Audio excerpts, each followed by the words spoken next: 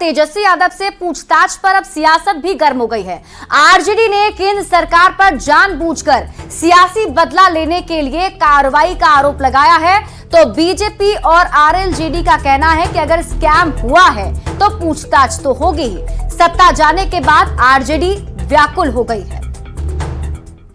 लालू जी की ओर से इस तरह की बात आज नहीं, पहले भी की जाती रही है कि बीजेपी गलत कर रही है।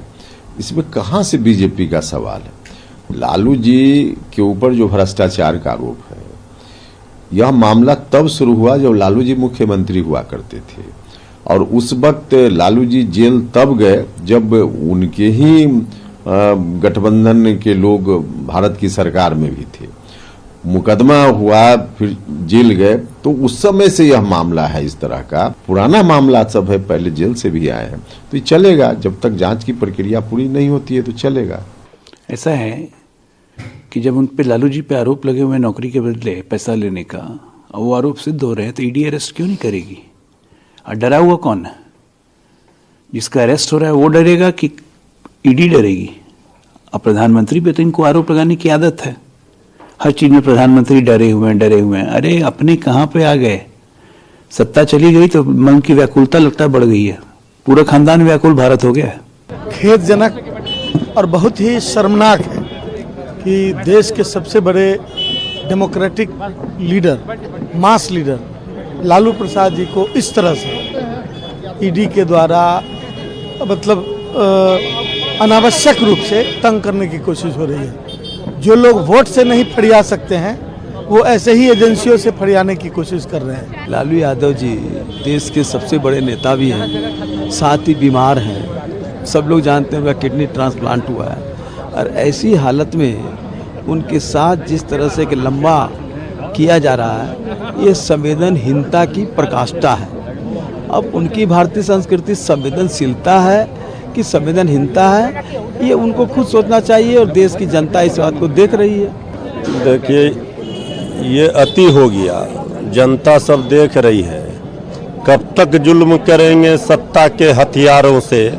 चप्पा चप्पा गूंज रहा है लालू जी के नारों से। ये जो लड़ाई है, ये आईटी, ईडी, सीबीआई से नहीं, भाजपाई से है।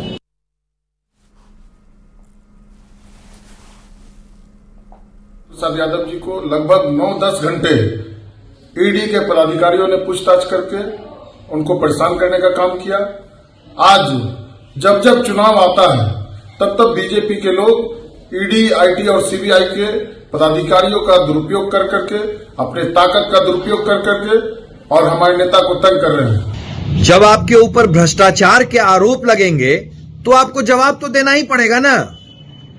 तेजस्वी यादव जी मात्र 1 साल में करोड़पति हो गए। 1 साल में उनकी पूरी की पूरी संपत्ति 1.5 करोड़ रुपए बढ़ गई उनके अनुसार।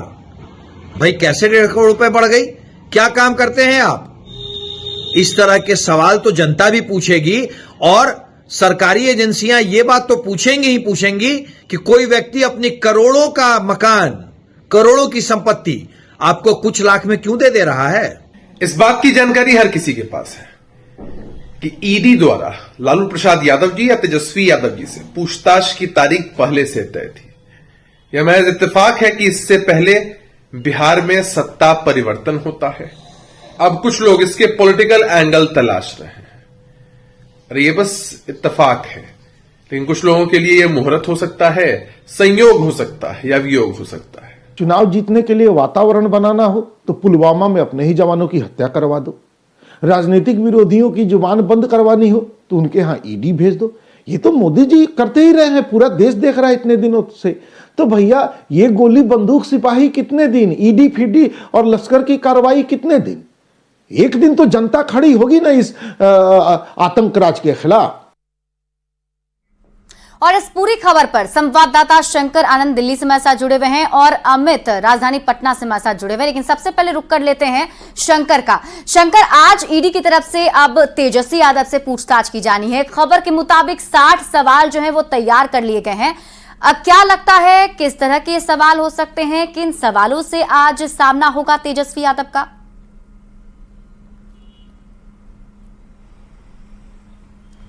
देखिए, मुख्यमंत्री जिस तरह से कल बिहार के पूर्व मुख्यमंत्री लालू प्रसाद यादव से पूछताछ की गई, जमीन के बदले नौकरी देने के मामले में जिस तरह से लालू प्रसाद से पूछताछ की गई, उसी सवालों की फहरिस्त में अब आज जो है आज पूछताछ होगी तेजस्वी यादव से। हालांकि तेजस्वी यादव से जो पूछताछ की जाएगी वो दिल्ली से गई हुई जो टीम है उसके द्वारा पूछताछ की जाएगी और उसके लिए अलग से सवालों की जो लिस्ट जो है वो तैयार की गई है। और जिस तरह से अगर सवालों की बात करें तो पिछले कुछ दिनों पहले जिस तरह से अमित कत्याल की गिरफ्तारी हुई थी, अमित कत्याल जो लालू परिवार का बेहद करीबी समझा जाता है, बेहद करीबी माना जाता है, उसकी गिरफ्तारी के बाद जिस तरह से उससे पूछताछ की गई, उसका बयान रिकॉर्ड किया गया और उस बयान के आधार पर ही अब जांच एजेंसी के द्वारा अब आगे पूछताछ की जाएगी। और जिस तरह से अमित कत्याल का जो स्टेटमेंट है वो बेहद महत्वपूर्ण है और उसी महत्वपूर्ण स्टेटमेंट को ध्यान में रखते हुए इस मामले पे आगे तफ्तीश का दायरा जो है वो आगे बढ़ाया जा रहा है। और कहा जा सकता है कि जिस मामले में तेजस्वी यादव से जो है आज जो सवाल जवाब जो है उसमें कई ऐसे भी सवाल जवाब होंगे जिसमें तेजस्वी यादव की प्रॉपर्टी और उसके साथ साथ कई ऐसी महत्वपूर्ण जो जानकारियां उसको खानने का प्रयास किया जाएगा। और जिस तरह से इस मामले में पहले भी समन जारी हो चुके हैं, समन जारी हुए हैं इस मामले में, जिस तरह से चार्जशीट जो है जिस तरह से बाकायदा पिछले कुछ दिनों पहले दायर किया गया था और उसी चार्जशीट पर पिछले 4 दिन पहले जिस तरह से संज्ञान लिया गया और संज्ञान लेने के बाद जिस तरह से उस मामले पर अब उन तमाम आरोपियों को कोर्ट के सामने पेश होना होगा, जिस तरह से 9 फरवरी को उन तमाम आरोपियों को कोर्ट के सामने पेश होना होगा जिसके खिलाफ चार्जशीट फाइल किया गया है, जिसमें कि मीसा भारती, राबड़ी देवी, विद्यानंद चौधरी, हेमा यादव और इसके साथ साथ देखा जाए तो 2 कंपनियां हैं, उन दोनों कंपनियों का जो मालिकाना हक जिस तरह से अमित कत्याल का संबंध था। तो इन तमाम मामलों पर विस्तार से आज जांच एजेंसी की टीम अमित कत्याल से पूछताछ करेगी और पूछताछ के दौरान ये जानने का प्रयास करेगी कि अमित कत्याल के साथ में उसका किस तरह का संबंध है, अमित कत्याल किस तरह से बाकायदा वो अपनी कई जो प्रॉपर्टी है वो तेजस्वी यादव को किया या लालू परिवार के सदस्यों को बिल्कुल क्या कनेक्शन है दोनों के बीच में ये जानने की कोशिश आज होगी ही। शंकर, आप हमारे साथ बने रहिए। हमारे साथ अमित भी पटना से बने हुए हैं। आपको बता दें राबड़ी आवास के बाहर ही अमित अभी खड़े हैं जहां से तेजस्वी यादव कुछ देर के बाद निकलेंगे क्योंकि वक्त भी अब होता चला जा रहा है। 11 बजे तेजस्वी यादव को ईडी दफ्तर पहुंचना है। जिस तरीके से अमित देखे, अभी हमने दर्शकों को रिएक्शन भी सुनाए। अभी जब ये सब कुछ चल रहा है तो सियासी हलचल भी काफी तेज है और गर्मा भी गई है और जुबानी जंग भी हो रहे हैं। अभी भी यही कहा जा रहा है कि केंद्र सरकार जो है वो हमें परेशान कर रही है।